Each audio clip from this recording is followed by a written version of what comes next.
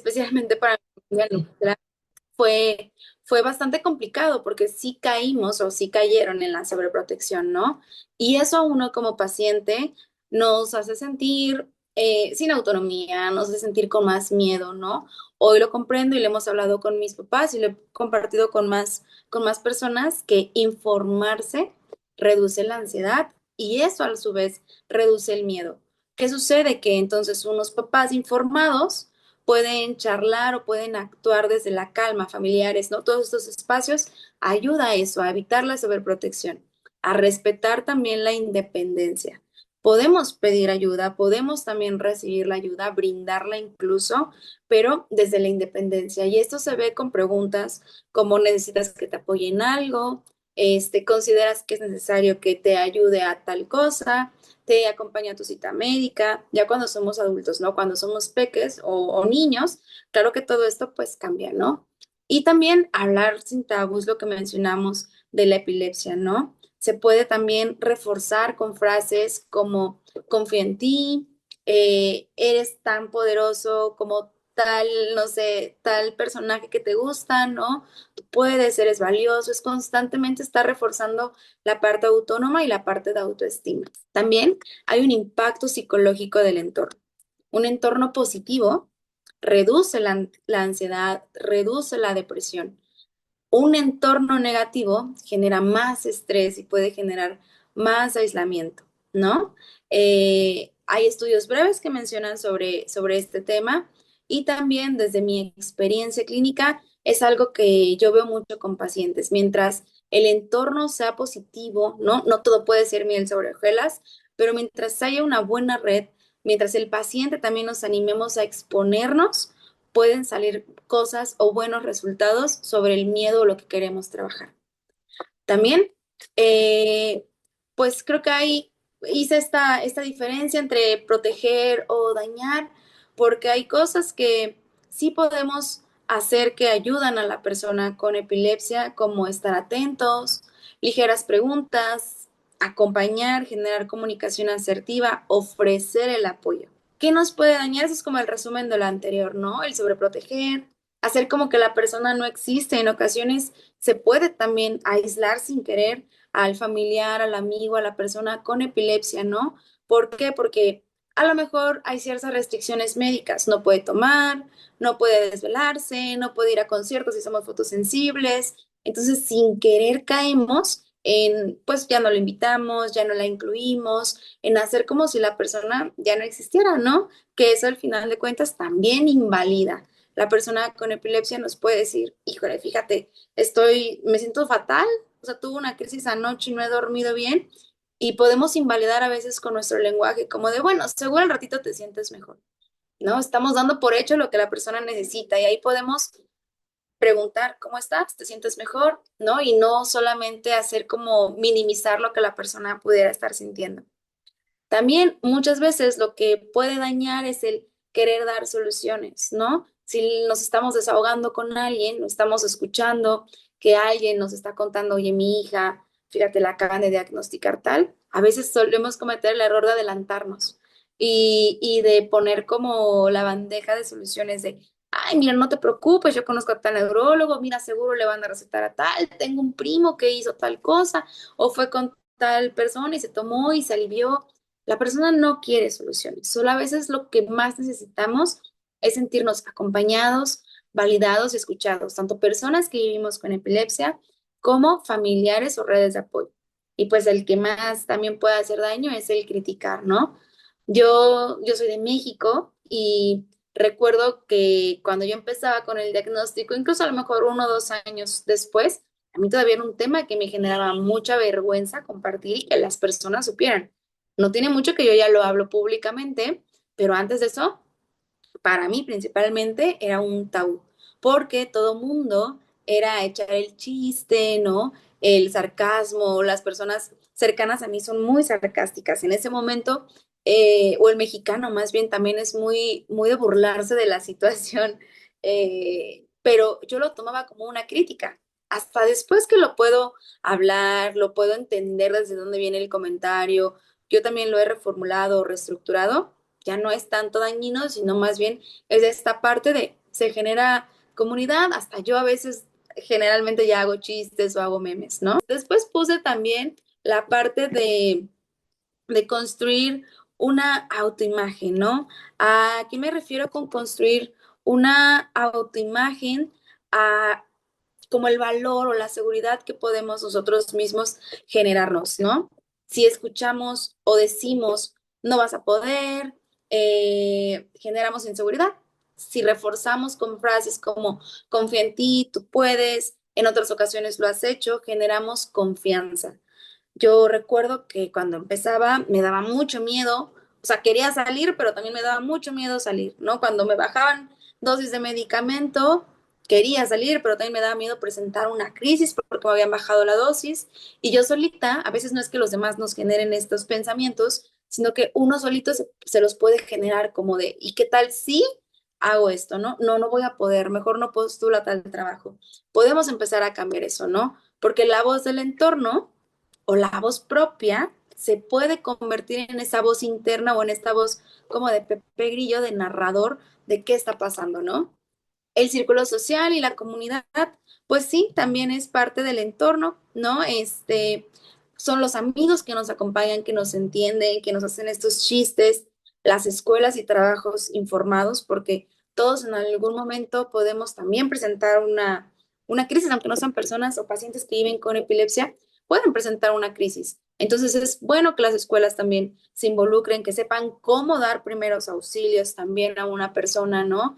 Y también en el trabajo, que se están contratando personas, o aunque no estén contratando, que estemos informados y que tengamos al alcance estas herramientas, ¿no?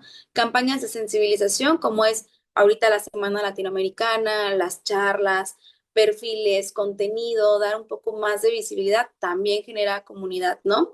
Y también conocer a otros pacientes. Eso genera un sentido de pertenencia.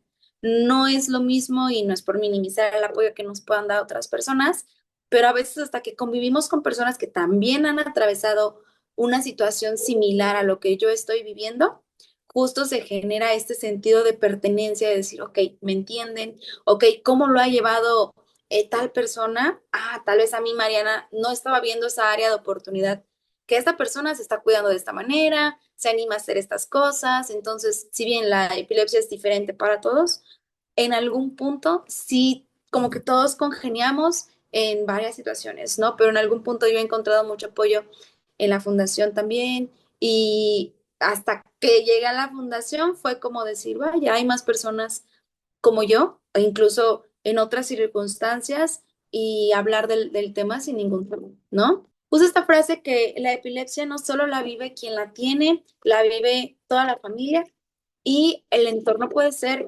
medicina, ya sea invisible o carga silenciosa. ¿A qué me refiero con esta frase, no?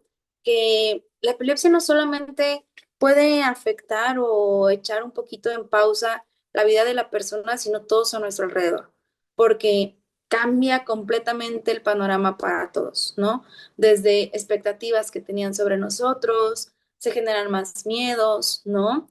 ¿Cuándo va a convulsionar? ¿Y si va a pasar esto? Se presenta ansiedad también, ¿no? Puede haber que se pierda también el sentido de algunas cosas o de actividades, ¿no?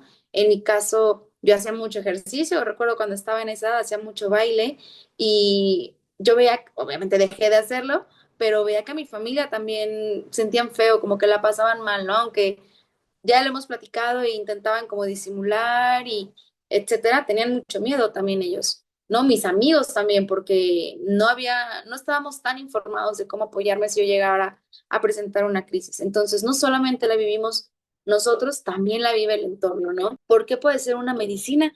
Pues porque nos puede ayudar, tanto no lo vemos, no la tomamos, ¿no? Pero la energía, la disponibilidad de los demás también nos puede ayudar o también a veces para un paciente con epilepsia también se puede convertir en un peso, ¿no? Estas ideas de, ¿y qué tal si por mí están mal? Pensamientos automáticos, ¿no? Por mí la familia está atravesando tal, si no hay un servicio de salud de gobierno y estamos acudiendo a particular, por mí se generan tantos gastos, etcétera, ¿no? Y también puse estrategias para fortalecer el entorno. Educación sobre epilepsia en casa. hay que hablar sin tabús, hay que externar los miedos, hay que pedir también lo que consideramos podemos estar necesitando, ¿no? La escucha activa, preparar un plan de acción para crisis, ya sea para primeros auxilios, ¿no? Nos podemos meter como familiares, como amigos, como pareja, que acompañamos a una persona con epilepsia, podemos recurrir a tomar un curso, a ver videos en YouTube, estar informados sobre el tema, sobre ciertos también términos que a lo mejor se utilizan, ¿no? Crear espacios de conversación, a veces también terapia, ya sea buscar terapia familiar o individual si es necesario, porque si también es parte de un pequeño duelo, ¿no? Si nuestro diagnóstico es algo que nos limita un poquito más que a otras personas, claro que se atraviesa también un duelo, ¿no? Y aquí les voy a pedir que piensen un momento donde se sintieron comprendidos, ya sea por su familia o amigos, y qué fue lo que ellos hicieron que pudo haber marcado la diferencia, ¿no? Ya sea que me dieron una frase de aliento, me dieron una carta, me mandaron un video, ¿no? En mi caso, yo que hago contenido, cuando veo que comparten o veo que le dan me gusta o me comentan, para mí eso digo, ay, qué padre, o sea, siento que se están informando y se están involucrando más allá de algo superficial. Y pues bueno, este es un ejercicio que les quiero compartir, que es transformando mi diálogo interno. Este ejercicio es transformar frases limitantes. Frases limitantes como me preocupa salir sola y reformular. ¿Está en mi control esto? Yo siempre me pregunto eso y les brindo también esa pregunta. ¿Está en mi control? ¿Lo puedo trabajar? Sí. Ejemplo, yo, Mariana, cuando he pasado por dosis que me tienen que bajar, ya sea subir, pero que yo me siento un poquito insegura, lo que hago es traer un brazalete, digo yo, de seguridad, trae mi nombre completo, mi tipo de sangre, a qué soy alérgica y algunos números de emergencia. Así yo trabajo transformando mi diálogo interno de mejor no salgo porque qué tal si presento una crisis, puedo salir. Y si en algún momento esto llegara a suceder, seguramente alguien se va a dar cuenta que traigo mi brazalete y podrá pedir ayuda. Y, perdón, reforzar también esta parte, meter refuerzos positivos, ¿no? De qué bien que lo hice hoy, qué padre que pude asistir a tal evento, ¿no? Qué bueno que estoy aquí buscando apoyo, ¿no? Acompañar, hay que ser acompañantes, no hay que ser como esta parte controladora, ¿no? Hay que escuchar sin juicio frases como entiendo que estás pasando por un momento difícil, puede ayudar a no saben cuántas personas, el preguntar incluso cómo estás puede ayudar. Y también como familiares que acompañamos, podemos observar las señales de riesgo. Mencionábamos al inicio el tema de la depresión por el día también, ¿no? Aislamiento, cambios en sueño, apetito, desesperanza, ¿no? Y también el cuidador puede recibir apoyo, ¿no? El cuidador como esta familia también necesita de espacios de desahogo, ya sea en pareja, ¿no? Los hermanos, los amigos, también necesitamos espacios para desahogo y acompañarnos significa cargar solos con el dolor, con la preocupación. Se puede hacer de manera también compartida, ¿no? A veces caemos en eso de no decir o no, para no molestar, etcétera, pero podemos siempre apoyar y eso también reduce el estigma, ¿no? Aún tiene mitos y prejuicios que vienen desde hace años, ¿no? De posesión, de locura, ¿no?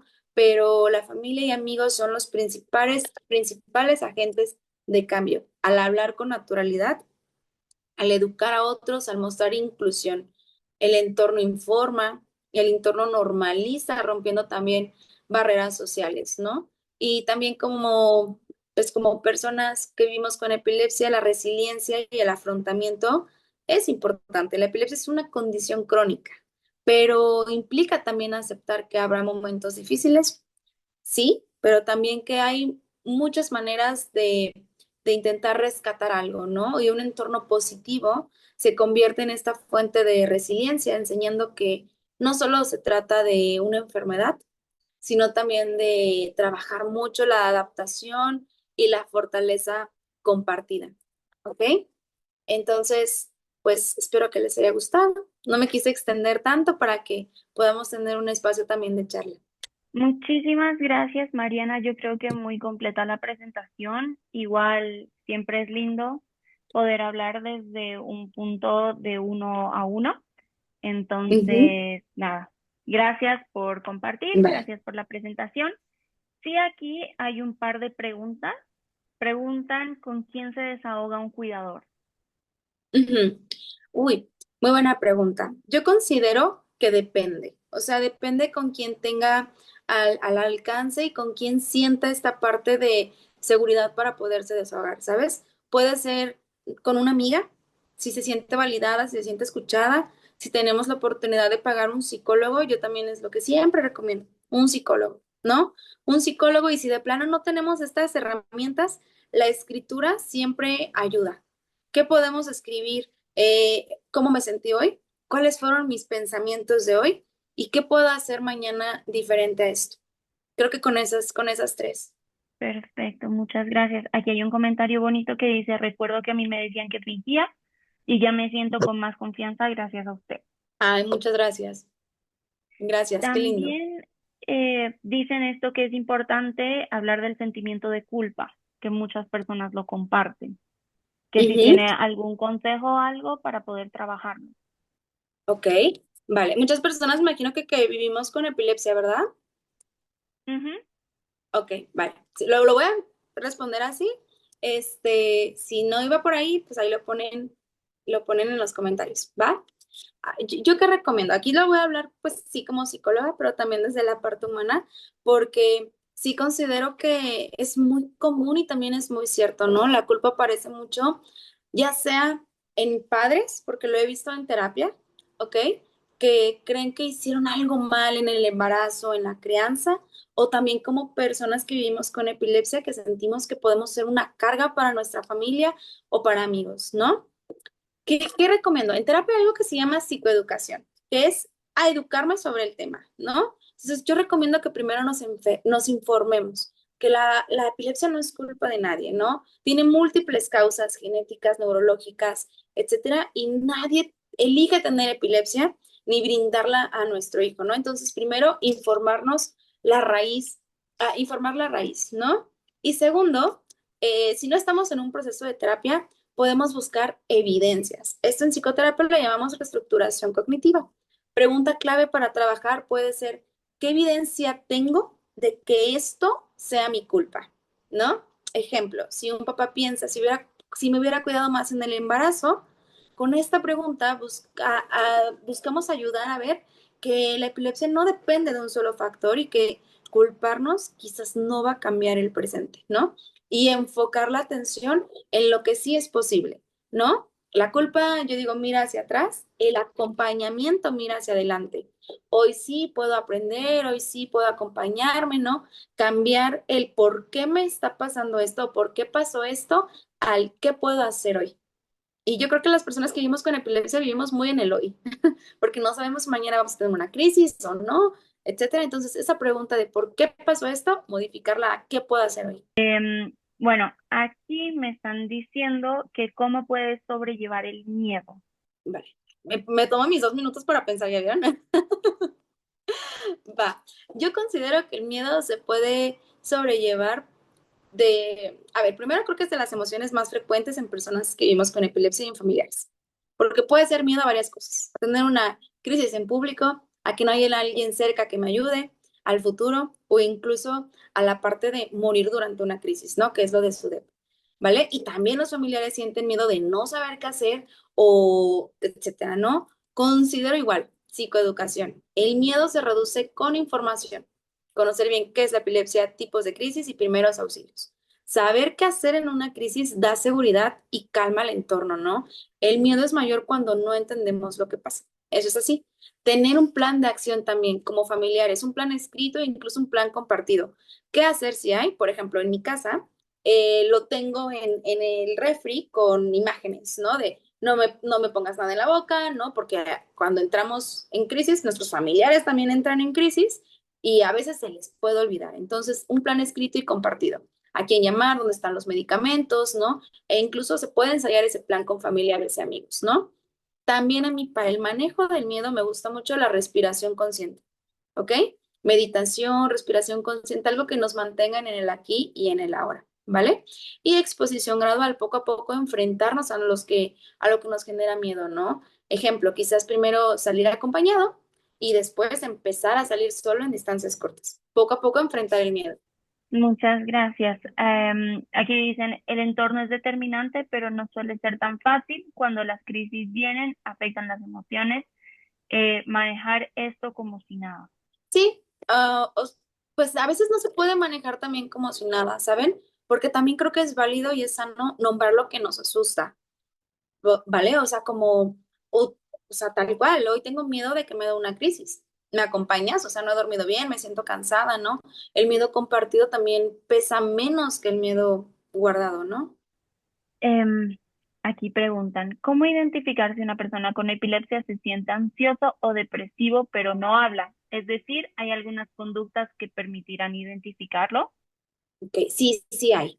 Sí hay, yo creo que de las principales puede ser los cambios en el estado de ánimo. A pesar de que sea una persona que no habla, podemos creer que la conocemos, ¿no? Puede haber irritabilidad constante o enojo sin razón aparente. Se muestra más apagado, más triste o incluso más distante de lo habitual.